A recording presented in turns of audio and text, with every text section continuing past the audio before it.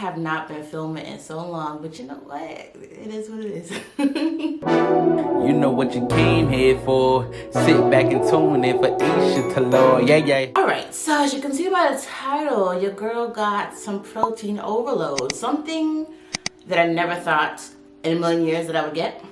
They said never say never, right? And I definitely got protein overload. So, what does that mean? Protein overload just means that, exactly what it says, I got an overload of protein in my hair. I did use too much protein treatments, and I'm gonna show you that some of your products on the low got protein and you don't even know it. How I knew I got protein overload? I didn't know it right away. So I'm gonna insert a clip. Y'all, I was being so dramatic. I ain't even gonna lie, now looking back, I thought I was going bald.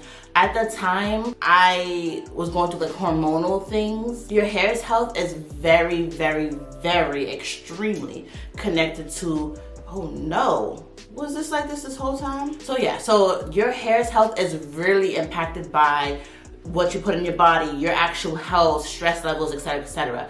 I've been enduring a lot of stress, health-wise. I didn't have a period for like almost 60 days. I know TMI, but you're on my channel for a reason. So all of that, I was like, oh my God, it's probably hormonal, right? So I went to the doctor, did blood work, all of that, and it wasn't that. So I was like, okay, my hair is thinning dramatically.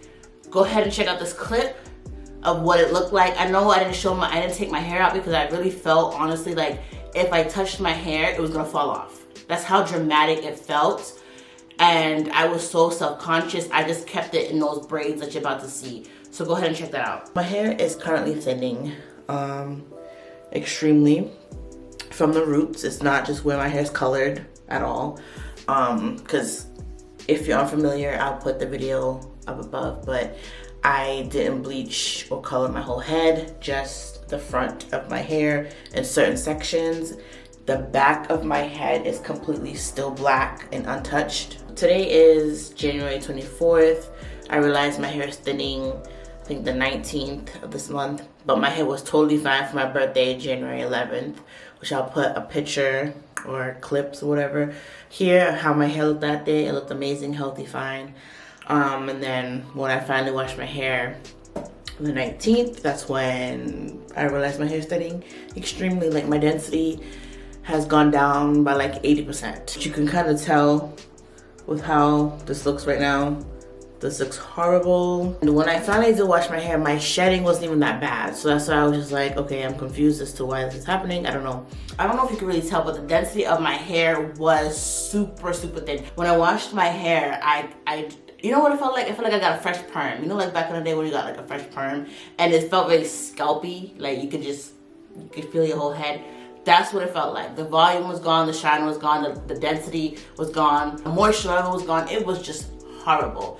So I whipped up, I thought I was balding, so I whipped up like a concoction of like mad oils, y'all. Like, again, in this video, I'll just put like a clip over it. I put like sulfur 8, I put dew grow oil, I put a whole bunch of stuff. And it's actually in an old Eco Styler container. I put a whole bunch of stuff in here because I was like, I'm balding. I need to regrow my hair. I need this to be thicker. I was literally freaking out, okay?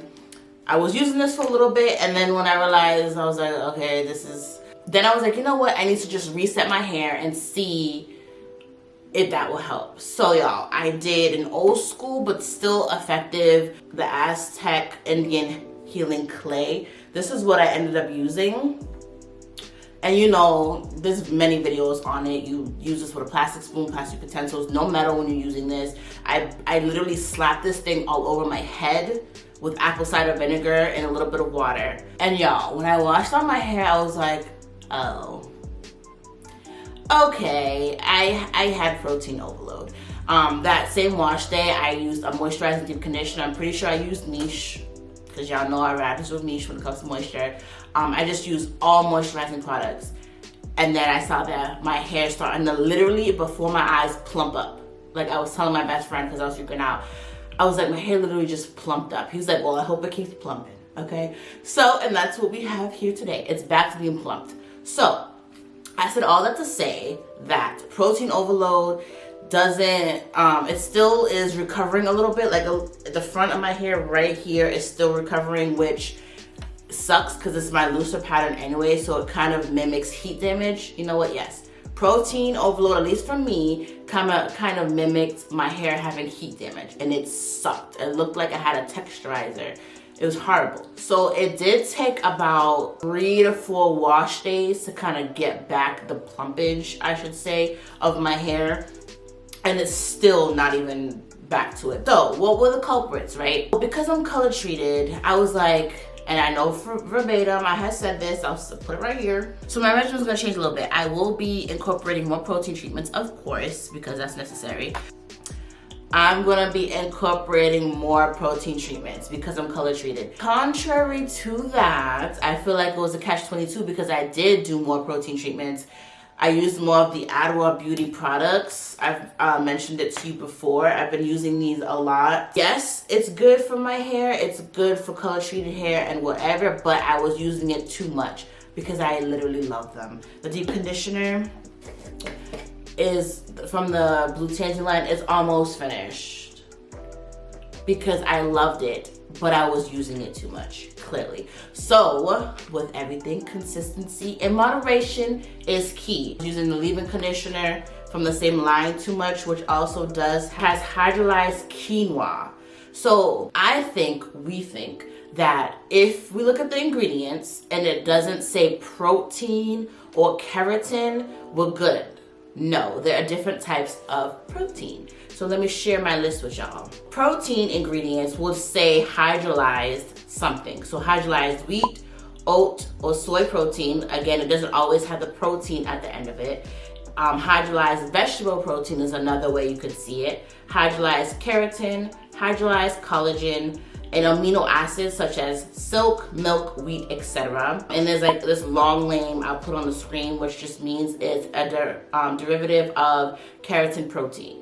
So this bad boy, my Adora Beauty leave-in conditioner, didn't have protein, quote unquote, but it had hydrolyzed quinoa, which is still a form of protein. So this leave-in conditioner, I freaking love it, so moisturizing, and I was using it a lot because again, I'm catering to my naturally dry hair, but then my color treated hair, thinking this was gonna be it. Some other products that snuck up on me that has protein that I didn't really peep at the time is my gel of choice for my buns, which is my As I Am Smoothing Gel.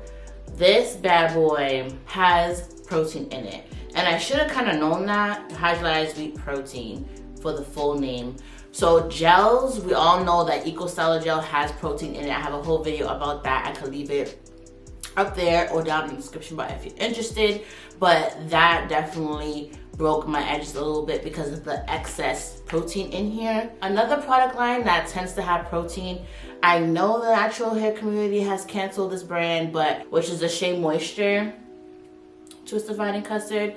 This also has protein, which is hydrolyzed keratin, which is straightforward. Their Curly Enhancing Smoothie also has protein, unless they change the formula. And some tips to avoid protein overload is looking at your ingredients, making sure that it's not protein in it. If it is, just use it in moderation or use products to balance it out, right? So the negative thing that I did was I used protein-based products the whole wash day. So the Blue Tangy line by Adora Beauty, I had to use the shampoo, the deep conditioner, and leave-in conditioner all in the same wash day, which is a lot of protein at once. So if I choose to use protein at all that wash day, I need to use one of these, maybe two, maybe shampoo and conditioner, and that's it. Kind of make sure that throughout the week or the styling products that I do use don't have protein in it. If you do end up using a lot of protein, because we naturally do need protein in our hair to make sure our hair is